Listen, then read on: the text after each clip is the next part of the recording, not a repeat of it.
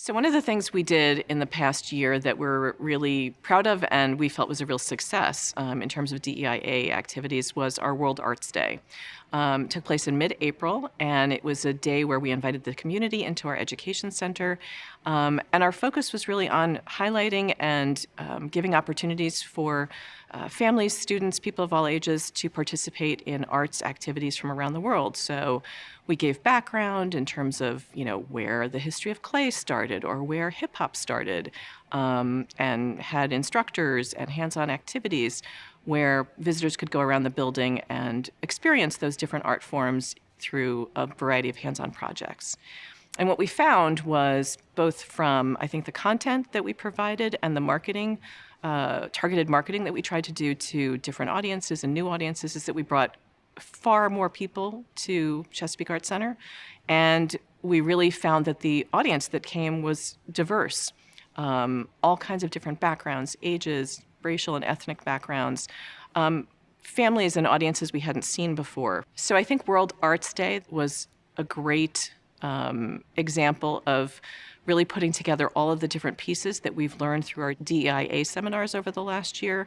Our staff has really been intentional about making sure that we attend those activities, and we talk about what we learn afterwards. And World Arts Day was one of those experiences, but we know that as we go into the future, we want to take that information and continue to incorporate DEIA activities in all of the different programs that we do. So it's really been a great opportunity for the staff to learn and to be able to put into practice some of those examples that we've learned throughout those activities, to just make sure that we are being as open and welcome and accessible to as many different audiences as possible in our community.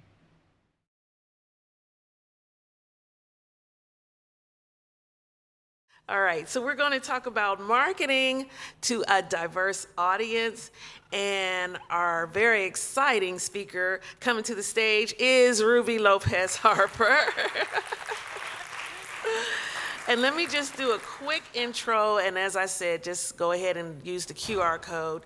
But she's the executive director of the Craft Emergency Relief Fund, and her work has included external equity strategies in field education, leadership development, local arts advancement, and cohort building for the local arts agency field, arts and culture administrators, and arts marketers.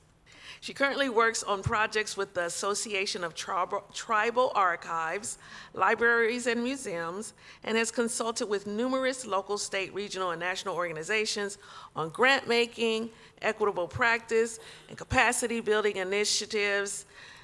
With no further ado, Ruby Lopez Harper.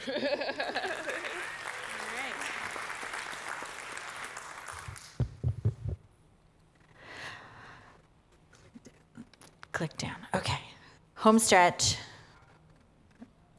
Also following the very energetic. So I think to follow suit, everybody reach up. Yeah, just a quick stretch. Pull forward. Oh, out to the side. Don't hit the person next to you. Or hit the person next to you. Okay, and then hands to your heart. Close your eyes. Breathe for just a moment.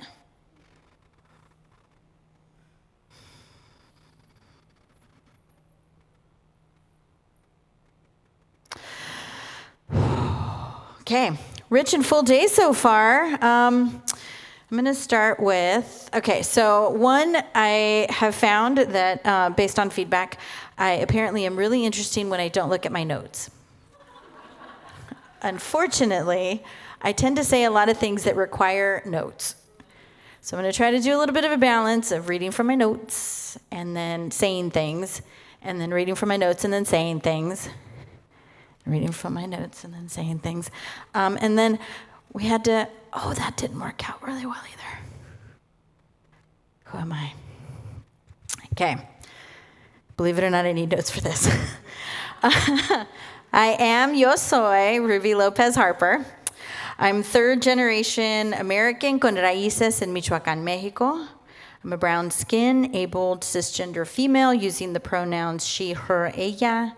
I'm wearing prescription glasses, a vibrant embroidered shirt. My curly hair is loose around my face.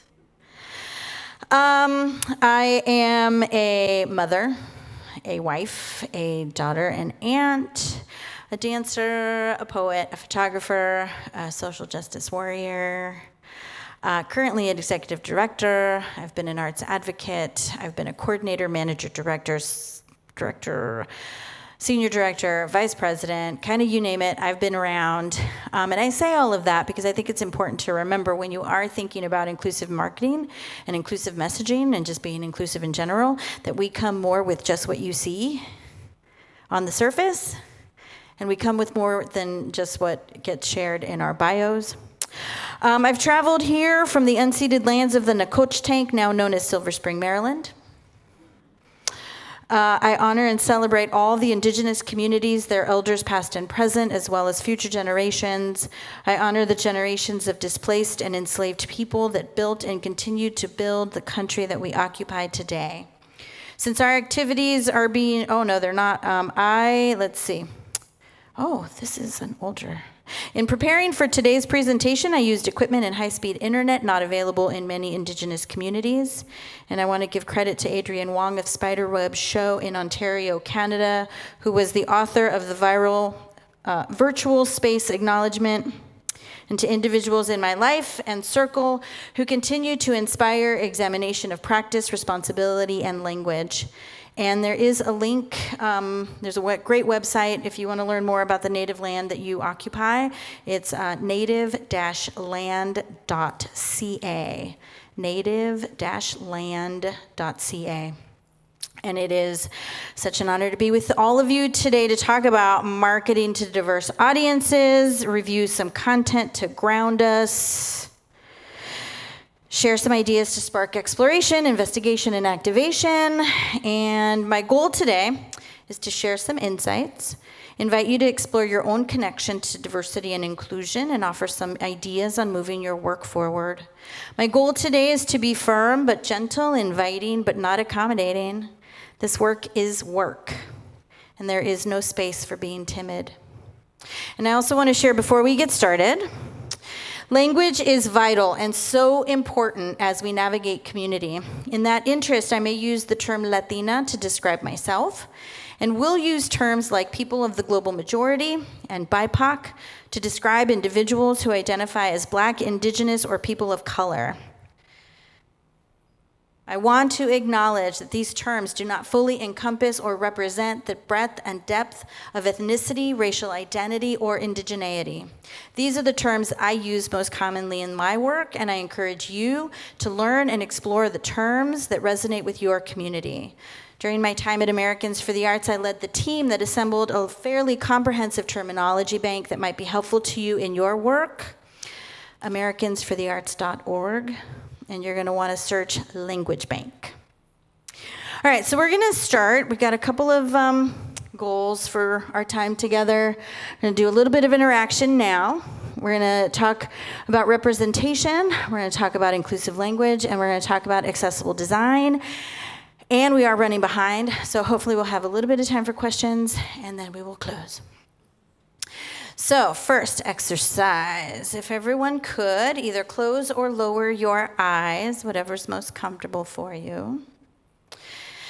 And I'm going to invite you to recall for a moment a time in your memory when you attended an artistic performance or an artistic event or an artistic experience where you felt incredibly welcomed, seen, like you really belonged, or however you want to define that feeling. And for just a bit, sit in that moment and recall the elements, the ingredients that culminated in that particular moment, the visuals, verbals, sights, sounds, maybe the building, the space, maybe the people that you interacted with, people you brought with you, or maybe the people that were part of the event. And now take that back one more step to what made you decide to attend that thing. Was it something that you saw? What led up to you making that decision? Was it something that you read? Was it an announcement? Was it an invitation by a friend? Just sit in that for a second.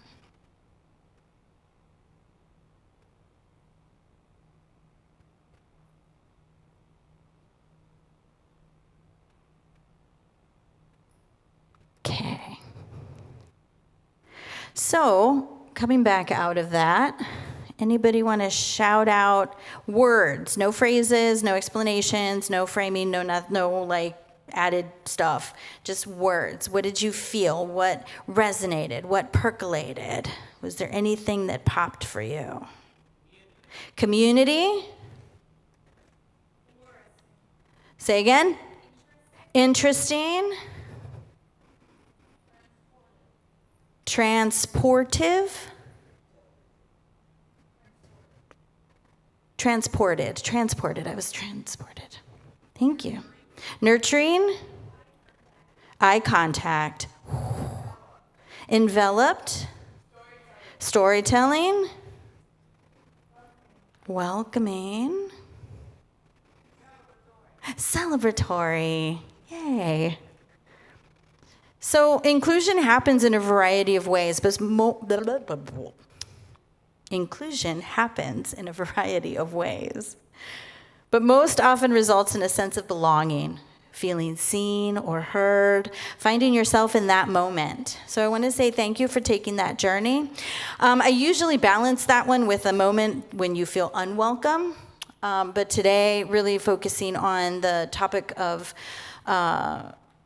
inclusive marketing. I'm going to stay in with this one, but I really like the exercise in general for rooms of mixed individuals because it also reminds us that everyone brings a variety of lived experiences resulting from the intersectionality that we embody. That is part of what makes equity even more complex, but it is also a way to find common ground and shared space. Intersectionality can provide a path to the work and can strengthen your understanding.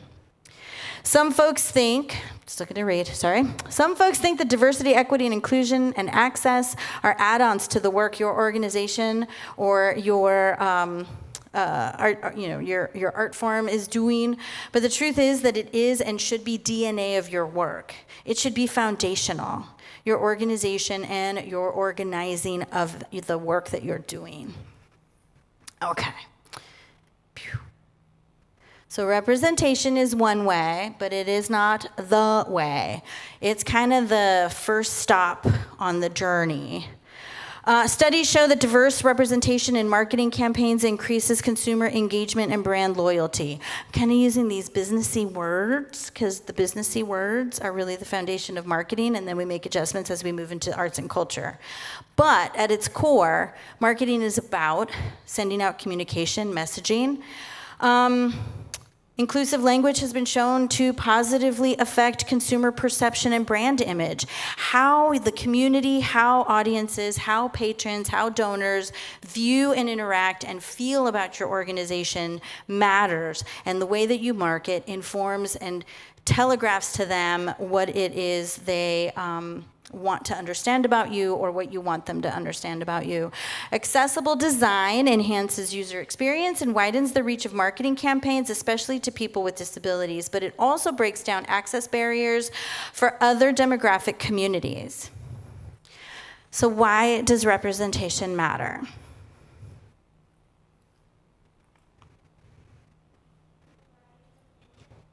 One more time. Variety of opinions. Reflect the community. Effective growth. Those are all really good answers. Yes? Ensure that you're serving everyone's needs. That's a big one. A lot of it, though, I think boils back down to people just want to belong, right? People want to be a part of something. People want to feel that they are seen and invited and that there is a space for them. a lot of I was sharing a story earlier in the session. So remember when I told those of you to act like you haven't heard it before? This is that moment for you. So representation is one way, right? It's one way that an organization can telegraph to the community, whether it's audience members, patrons, donors, program participants, other organizations that you're interacting with. And you can think of community in a lot of different ways, right? So community can be racial identity, ethnicity, affinity-based. It could be socioeconomic. It could be gender-based. It could be all of these different things, right? But whatever the one is, the thing that the place where you are focusing, it shouldn't be just about showing that you've got those kinds of folks in the midst, right? So I was sharing a story earlier. I worked for a local arts agency, and they produced an annual arts festival. And the community that I was in was largely homogenous, very white, very older, and fairly affluent. And so imagine that is basically what would show up to the arts festival, right? Even though we had all of these wonderful musicians of different genres and of different backgrounds, we had a variety of artists, a variety of art forms, we had local organizations, we had organizations from out of town, performances, poetry readings, all of these different offerings, but we still had a largely white, older demographic showing up to the arts festival. So we decided that we wanted to change that because we knew that in the community we had the second largest Somali population. There was a large African American community, several communities around the downtown core that weren't showing up, even though it was in the downtown. So we made an effort. We had a plan. We did the outreach. We built relationships. And in year 2, we saw some change. In year 3's marketing materials, they're going into the proofing process. They're getting passed around the organization. Everybody's taking a look at it. And it's lovely. We have this gorgeous, adorable Black family shown watching a performance, shown checking out an arts vendor booth, shown eating at the concessions, shown relaxing in the shade of one of the lounge areas. It's my Black family. And so, we called it out, of course. And so they pulled it back. But largely, this was the first run. It gets out to the family. And they were friends of mine. Really wasn't, broadcasting that. And the mom calls me, and she's like, Ruby, I know what you're trying to do. And I know, and I love, we've been coming. But this year, could you please tell your photographer not to follow us around the festival? It's funny, but it's not funny, right? It's not funny because somewhere it went wrong. He should not have been. She goes, everywhere we went, we turn around, there's a photographer peeping around the corner at us.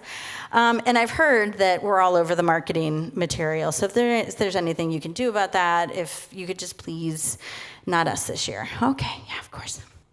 But that's an example to me of where things could have gone horribly wrong, where with the best of intentions, we missed it, right? It isn't about prominently displaying. It's about showing a genuine, authentic view of what people can expect when they show up in your space, when they show up to your event. It's about making sure that you're taking the time. Relationships take time. Being inclusive takes time. It isn't anything that you're going to be able to do overnight, and if you're doing it overnight, you're probably doing it wrong. So I like to do all that and then leave you with a bunch of stuff that you could do when you get back to get you started. This is certainly nowhere to stop, right? But it's different activities that'll at least get you started. So I talked a little bit about the human piece, right? That you want to have broad representation, but it isn't just about the people that are showing up to your events. That's going to include your staff. It's going to include your board. It's going to include your volunteer corps, if you have one. It's going to include the participants in your programs. It's going to include the artists that are moving through, and it's going to include your tech staff. That if you truly have a deep and genuine desire to have a relationship with a community, these are the ways that they're going to be looking to see what your investment and commitment and genuine desire to be in community is going to look like.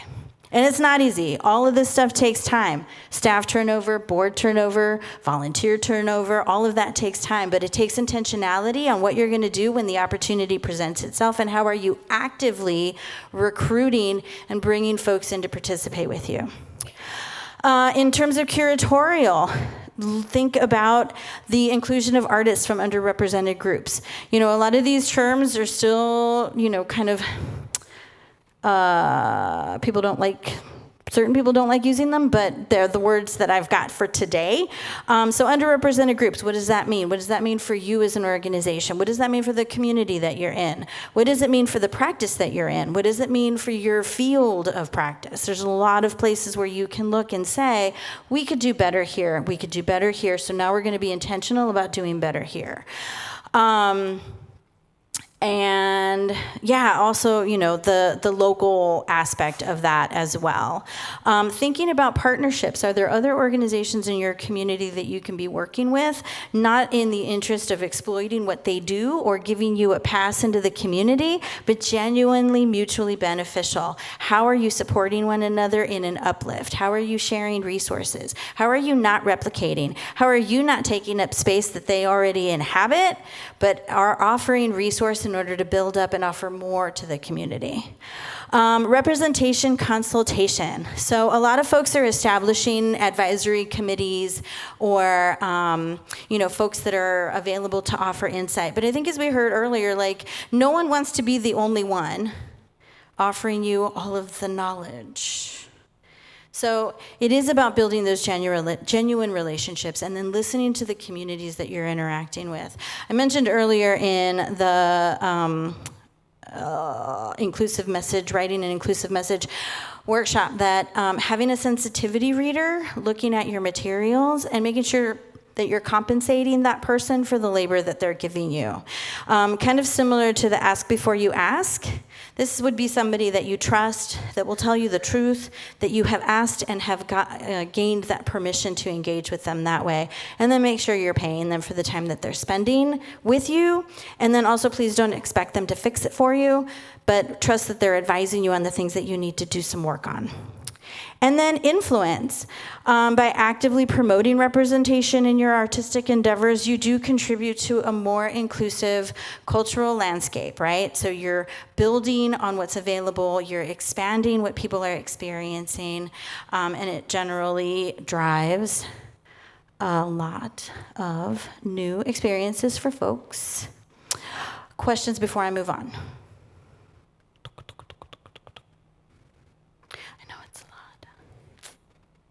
Okay, inclusive language matters. Back. Okay. Inclusive language contributes to a more favorable brand image and stronger consumer relationships. Inclusive language drives higher audience interaction and content virility. And my thing is starting to not want to work. Shoot. There we go. Inclusive language positively influences consumer purchase decisions. So ticket buyers, program attendees, class registrations, think of all of the things that you have to offer, that you are providing access to, and how is it that this language is going to help you make sure that people can feel invited, welcomed, see themselves in, because we are returning to in-person, right? No? Yes? I know, it's still a mixed bag of nuts out there in terms of what people are doing and offering of the spaces. But we are returning to in-person, so thinking about how you're talking about your experiences now. This is a great opportunity, I find, for organizations to think about if things weren't working for you in the before the pandemic times, now is a perfect time to make changes, because you can use the unfortunate circumstances of the pandemic as a launch pad to say, we are reimagining the way that we're approaching things. We are rethinking the way that we're approaching things. We want to be more inclusive. We want to be more expansive. And in the interest of that, here's what you can now experience when you come to see a show, when you come to experience an exhibit, when you come through the doors for a class. A lot of that really also stems from the idea that people have no tolerance for like the fluff anymore, right? That people want to see genuine and authentic representation from organizations about the values that they hold, about the commitments that they've made to the community that they're in, and some of the things that, when you think about a relationship circle, we're not in transaction anymore. People want a connection.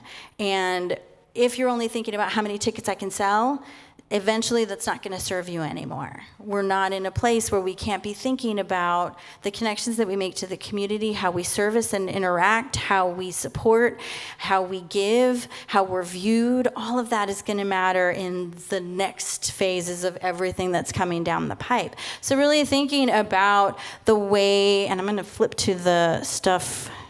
I'm going to flip to the stuff. So thinking about inclusive terminology, what does that mean?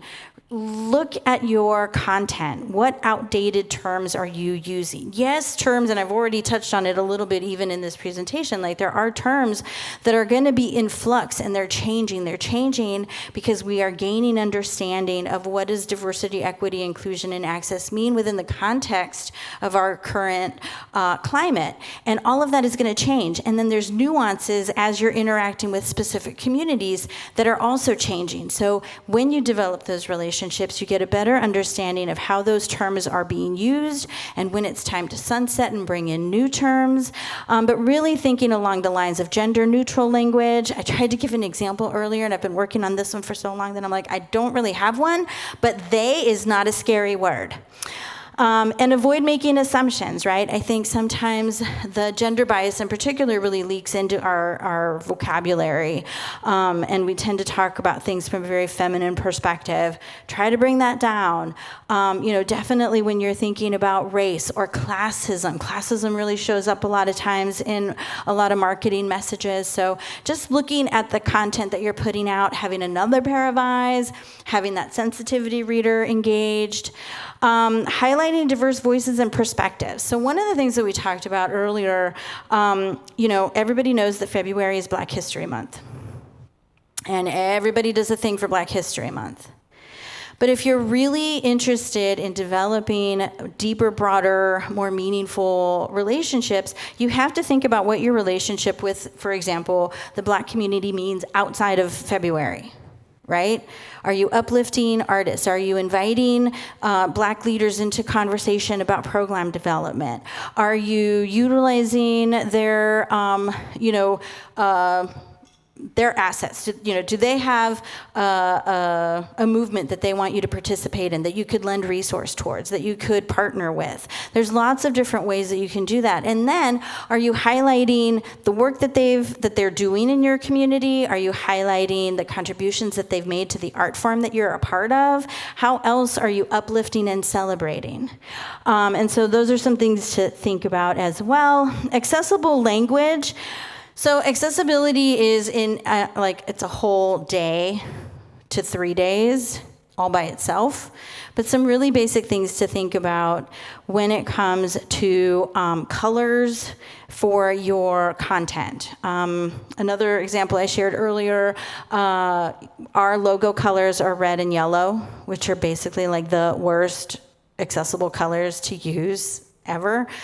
So we're going through a 2-year process to come up with a new logo and a new color palette to try to address that, and we're currently working on a third color to start changing all of the headings too, so that we can meet better accessibility in terms of readability.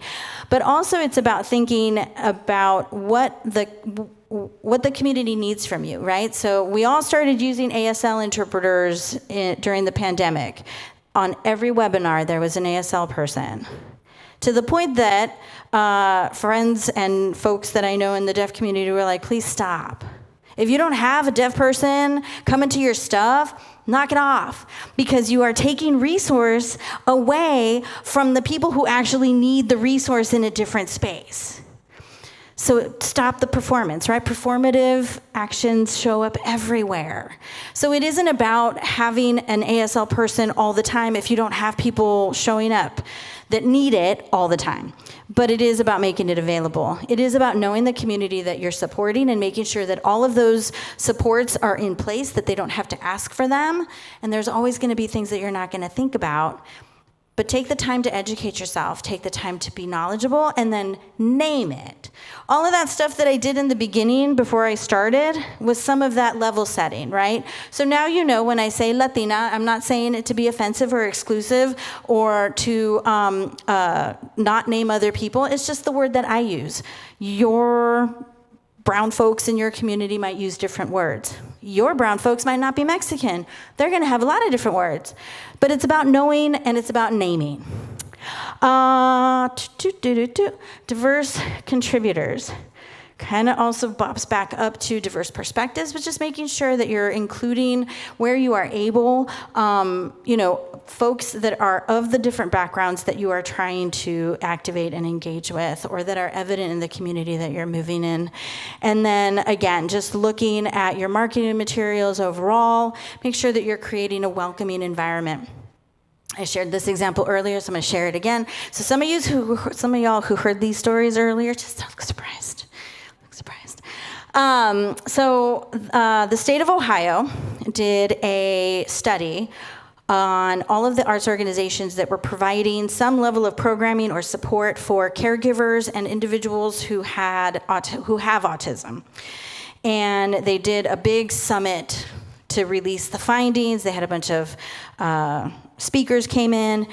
And the thing that was super interesting about it was that I kind of came to realize that a trigger we pull to make a space more welcoming for individuals from the autism community actually makes the entire process more accessible for everybody. So even if you're doing one, I love the two of y'all. I see so much of it. Yeah. Yay. But pulling one trigger means that you make it more accessible for everybody. So really thinking about, if you don't have a lot of resources, which triggers can you pull? Which levers can you manage? Because a lot of this, admittedly, putting it all together in one big giant thing feels like it is something you cannot get done. Every single one of these is one thing you can do. Pick one, then go to the next one, and then go to the next one. But none of these are ones that you can do without doing work. Accessible design for all. Boop. Okay. According to the World Health Organization, approximately 15% of the world's population lives with some form of disability, and making your arts events and materials accessible can potentially expand your audience reach by tapping into this demographic. It's like the superest, businessiest thing I'm ever going to say. One, because I think it's important to understand that 15% of the world's population, big, giant number, because I'm terrible with math. But it's important to understand that there are people who live with disability, that live in your community, that I'm at zero. Shoot.